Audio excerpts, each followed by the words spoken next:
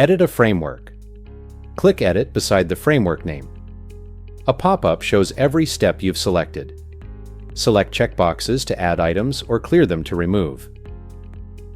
Update or add notes with the note icon. Click Save to apply your changes. Remove items. Click Remove to clear the framework. Enter your account password to confirm. This permanently deletes all selected items from that framework.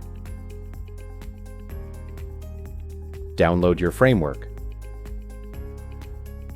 Click Download to export an XLSX file.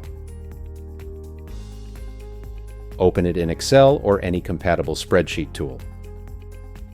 With fast edits, secure removals, and one-click downloads, you'll keep every project step organized from start to finish.